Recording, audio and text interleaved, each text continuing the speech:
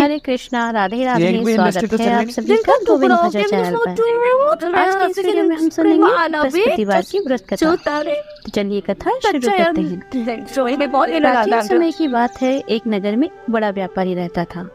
वह जहाजों में माल लदवा कर दूसरे देशों में भेजा करता था। वह जिस प्रकार अधिक धन कमाता था, उसी प्रकार दिल खोलकर दान भी करता था। परंतु उसकी पत्नी अत्यंत कंजूस थी। वह किसी को एक दमड़ी भी देने नहीं देती थी। एक बार सेठ जब दूसरे देश में व्यापार करने गया तो पीछे से बृहस्पति देव ने साधु वेश में उसकी पत्नी से भिक्षा मांगी। व्यापारी की पत्नी बृहस्पति देव से बोली, हे साधु महाराज, मैं इस दान पुण्य से तंग आ गई हूँ। आप कोई ऐसा उपाय बताएं जिससे मेरा सारा धन नष्ट हो जाए और मैं आराम से रह सकूं। मैं ये धन दान धर्म में लुटता हुआ नहीं देख सकती। बृहस्पति देव ने कहा, देवी तुम बड़ी विचित्र हो। संतान और धन से क्या कोई दुखी होता है? अगर अधिक धन है तो इसे शुभ कार्यों में लगाओ। कुंवारी कन्याओं का विवाह करवाओ, विद्यालय और बाग बगीचों का निर्माण करवाओ।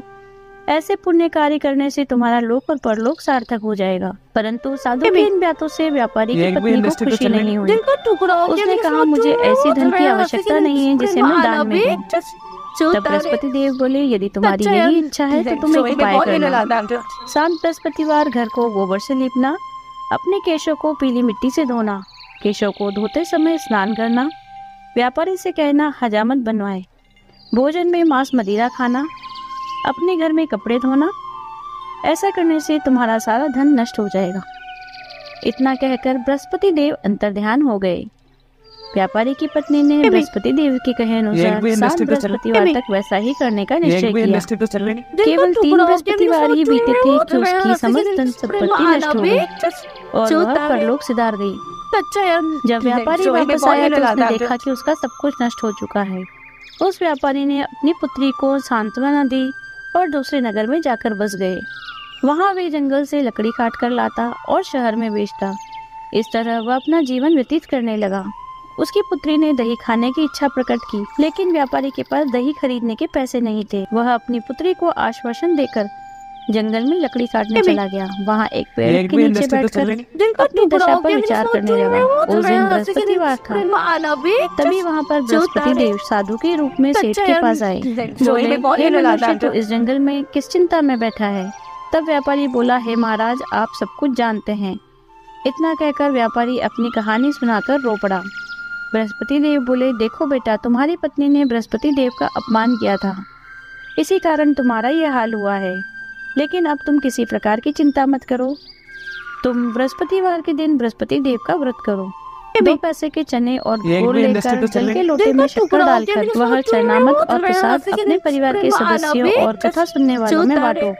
स्वयं भी प्रसाद और चरणामत लो, भगवान तुम्हारा अवश्य कल्याण करेंगे। साधु की ये बात सुनकर व्यापारी बोला, महाराज, मुझे तो इतना भी नहीं बचता कि मैं अपनी पुत्री को दही लाकर दे सकूं।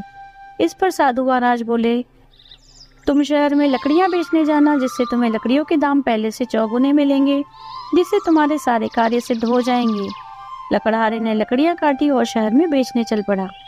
उसकी लकड़ियां अच्छे दाम में बिक गई, जिससे उसने अपनी पुत्री के लिए दही लिया और बृहस्पतिवार की कथा हेतु चना गुड़ लेकर कथा की। प्रसाद पाकर स्वयं भी खाया। उसी दिन से उसकी सभी कठिनाइयां दूर होने लगी। अगले बृहस्पतिवार को वह कथा करना भूल गया।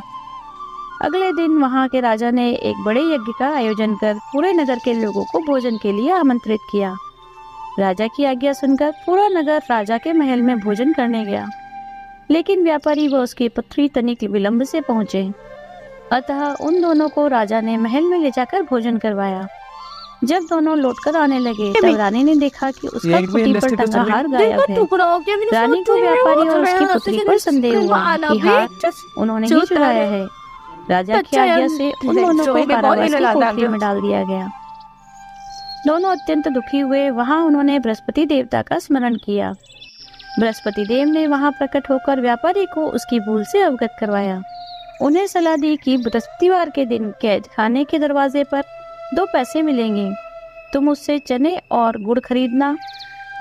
विधि पूर्वक बृहस्पति देवता का पूजन करना, व्रत करना, तुम्हारे सब दुख दूर हो जाएंगे। बृहस्पतिवार को कैद खाने के द्वार पर उन्हें 2 पैसे मिले। बाहर सड़क पर एक स्त्री जा रही थी। व्यापारी ने उसे बुलाकर गुड़ और चने लाने को कहा। इस पर वह स्त्री बोली, मैं अपनी बहू के लिए गहने लेने जा रही हूँ, मेरे पास समय नहीं है। इतना कहकर वह चली गई। थोड़ी देर बाद वहाँ एक और स्त्री निकली। व्यापारी ने उसे बुलाकर कहा, हे बहन, मुझे बृहस्पतिवार की कथा करनी है, तुम मुझे 2 पैसे का गुड़ और चना ला दो। बृहस्पति देव का नाम सुनकर वह स्त्री बोली, भाई मैं तुम्हें अभी गुड़ चना ला कर देती हूँ। वैसे तो मेरा इकलौता पुत्र मर गया है, मैं उसके लिए कफन लेने जा रही थी, लेकिन मैं पहले तुम्हारा काम करूंगी। वह स्त्री बाजार से व्यापारी के लिए गुड़ चना लेकर आई। स्वयं भी बृहस्पति देव की कथा सुनी। कथा समाप्त होने के बाद वह बाजार से अपने पुत्र के लिए कफन लेने गई। घर पर लोग उसके पुत्र की लाश को शमशान ले जाने की तैयारी कर रहे थे। स्त्री बोली, मुझे अपने लड़के का मुख देख लेने दो। अपने पुत्र का मुख देखकर उस स्त्री ने उसके मुख में प्रसाद और चरणामृत डाला। प्रसाद और चरणामृत के प्रभाव से वह पुनर्जीवित हो गया। पहली स्त्री जिसने बृहस्पति देव का निरादर किया था, जब वह अपने पुत्र के विवाह हेतु पुत्र वधू के लिए गहने लेकर लौटी, जैसे ही उसका पुत्र घोड़ी पर बैठा, वैसे ही घोड़ी ने ऐसी उछाल मारी कि वह घोड़े से गिरकर मर गया। यह देखकर स्त्री रो रो कर बृहस्पति देव से क्षमा याचना करने लगी। स्त्री की याचना से बृहस्पति देव साधु के वेश में वहां पहुंचकर कहने लगे, देवी, तुम्हें अधिक विलाप करने की आवश्यकता नहीं है। यह बृहस्पति देव का निरादर करने के कारण हुआ है। तुम वापस जाकर मेरे भक्त से क्षमा मांगकर कथा सुनो, तभी तुम्हारी मनोकामना पूरी होगी।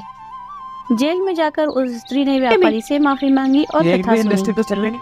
कथा के उपरांत वह प्रसाद और चरणामृत लेकर अपने घर वापस आ गई। घर आकर उसने चरणामृत अपने पुत्र के मुख में डाला। चरणामृत और प्रसाद के प्रभाव से उसका पुत्र भी जीवित हो गया।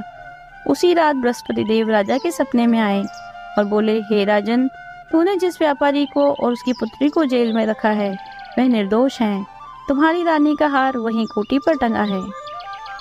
सुबह हुई तो राजा रानी ने हार खूंटी पर लटका देखा। राजा ने उस व्यापारी और उसकी पुत्री को कैद से मुक्त कर दिया। उन्हें बहुत सा धन देकर विदा किया। उसकी पुत्री का विवाह भी ऊंचे कुल में करवा दिया। दहेज में हीरे जवाहरात दिए। इस तरह जो कोई मनुष्य बृहस्पति देव की कथा करता है, उनका पूजन करता है, भगवान बृहस्पति देव उनकी सभी मनोकामनाएं पूर्ण करते हैं। हे बृहस्पति देव, इस कहानी को कहने वाले, सुनने वाले, होकारा भरने वाले सभी की मनोकामनाएं पूर्ण करना। बोलिए बृहस्पति देव की जय। यदि आपको वीडियो अच्छी लगी हो तो लाइक कीजिए, शेयर कीजिए, कमेंट कीजिए। यदि आप चैनल पर नए हैं तो चैनल को सब्सक्राइब कीजिए, बेल आइकन को प्रेस कर दीजिए, जिससे नए वीडियोस की नोटिफिकेशन आपको तुरंत मिल जाए। मिलते हैं अगले वीडियो में। हरे कृष्ण, राधे राधे।